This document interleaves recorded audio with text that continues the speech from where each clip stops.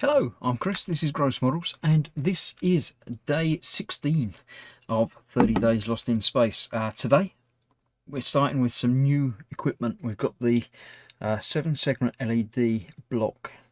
Now on there, it's 4-digit display, as it says down the bottom, version 1.2 apparently. And it has 4 connectors on it. I plugged in the wire from the ribbon cable just because it's easier, and they've got the right connector on it to put it on there. I could have put it on the breadboard, but yeah, why?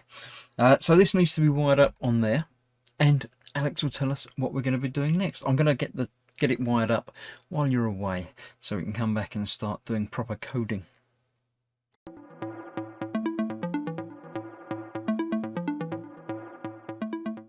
Incoming transmission once again from Inventor Corp. This is Alex. Yesterday, or should I say last week, it sounds like you guys did a fun choose your own type day. Whatever you decided to do, I hope it worked out for you the best and whatnot. This week, we're going to be doing quite a few things. You got your security system set up last week, so you're now secure if you were to get back onto the surface, but... Right, I've wired it up. Now there's one thing that I do notice. Let me show you here. Actually, you can't see there. Let me show you here. I'll get rid of the code that I've uploaded to the thing. This is showing us different to the code. The 4 connections we've got on here, ground and VCC, which is basically power, is going to ground, and 5 volts, which is fine. Then we have digital in and out and clock. The clock, it's got going to 2 and the DIO going to 3. In the code, it's actually got the clock going to 6 and the DIO going to 5. So not only are they shifted up a bit, they're actually reversed around. So I have done down here the same as the programming code, because it's a lot easier than trying to do it any other way. So that's all plugged in and powered up. And then let's have a look through the code and see if I can understand enough to show you what we're doing. This is a direct copy of the code from the site, so it should work and should be okay. We have, including the library, obviously, using include to put in the library, a different library to last time, because we're not using the keypad. So obviously we don't want to use the keypad library. We're using the TM1637 display library. Then we're defining the connection pins. Now the way that they're doing this on this code, I'll put the space in to make it a little bit clearer. Apparently using hashtag define is exactly the same as saying like an integer. You can put int CLK equals 6. And we'll do the same thing, but this is just defining them because they can't be changed. They're plugged into the board physically. So that's what it needs to be. That's as it is. Right, let me just put some more spaces down here to make it easier to read. So we're then creating the display object of type, the number display.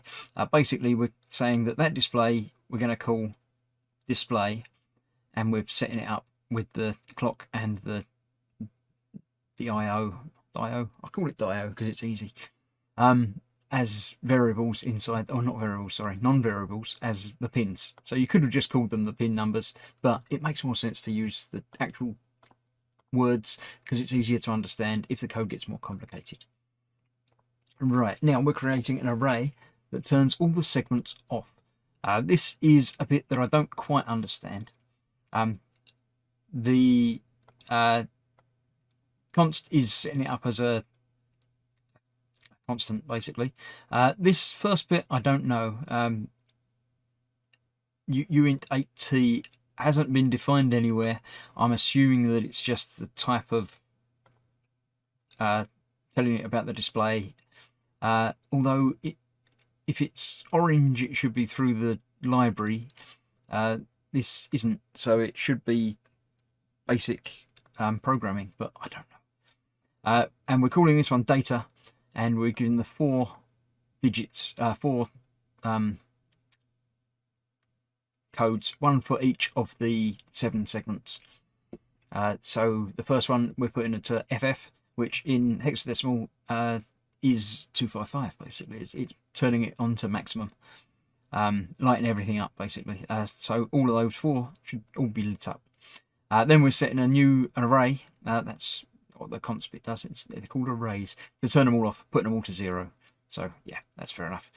And then a little bit of coding. We're creating a new one of the new int 8t, calling it done, and we're spelling out done on the 7 segments. Each of the segments has a number, or a letter rather, and each of those, so the first one, to light up a D, we're lighting up segment B, C, D, E and G. Unfortunately that they're numbers, letters to display the things as well as being the numbers for the segment, because it's a bit confusing. But basically that's lighting up the segments that make up the approximation of a lowercase d.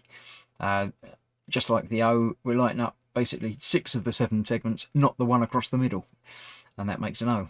N, we're lighting up the bottom up, across and down, and E obviously doing all of them apart from the 2 on the right hand side. Right, then part of the setup, we are clearing the display, so we're sending the display dot clear. So we're calling that clear thing that we just put up. Actually we're not.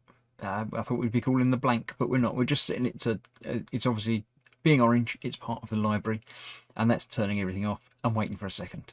Then we start the loop of the actual program itself, which I need to move the screen around to make you be able to see it, because I've made the font bigger. So let me pause while I adjust that so you can see what's going on.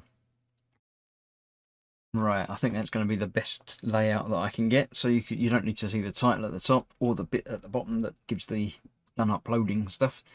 The loop, we're setting the brightness to 7.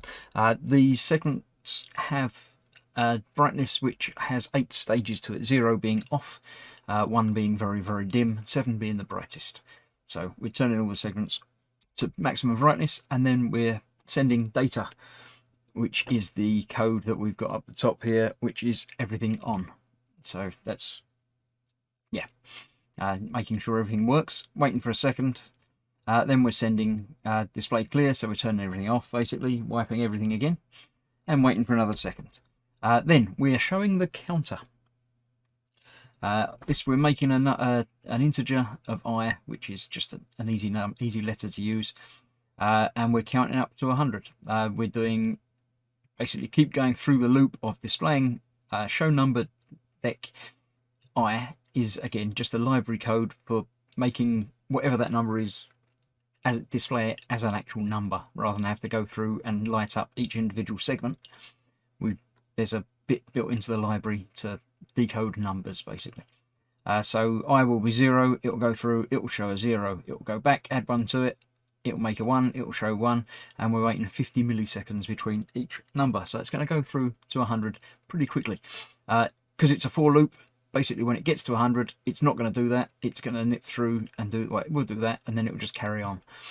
When it's going to wait for 1 second, then it will clear the display. Then it will show done, which is the code for lighting up all the segments in the word done. I just noticed that we haven't actually used the blank at all. Not sure why that is, but maybe we'll put that in later just to check everything. I might add a bit to the code to go through showing all segments on to 0 to, yeah, I might do that. While 1 is basically just wait here command, so it will sit there forever. So let me upload this to the Arduino. Actually I didn't want to upload it yet because it started working and you can't see it, so I'll let it finish and then I'll come back and show you it on the bench. It will be saying done because it's done. So here we go, let's go there. It says done, look, because it's worked. It's done something. I'll click upload one more time just to start it running again, and you can see exactly what it does from the beginning. You'll see the transmit lights flickering as it's getting data, and then it all comes on, everything off, counting quite quickly up to 100. Staying there for a second, then going completely, and then saying done. So yes, that's exactly what the program does. It's just to get us used to the new component, new electronics. No new programming, well, except for programming the individual segments so you can spell out any word or its approximation, because you can't always see them clearly on the 7-segment display. It's designed for numbers, basically. So that's that. I'm going to change the code up a bit and see if I've learnt anything, see if I can get it to show 8s and 0s. So I'll code that, come back and see if it works. Okay, for once I have some success. I have basically added 3 or 2 extra things in there. I've changed the clear to displaying blank, and I've duplicated it. So we're going to set the brightness to maximum, show the data, which is everything on, for a second.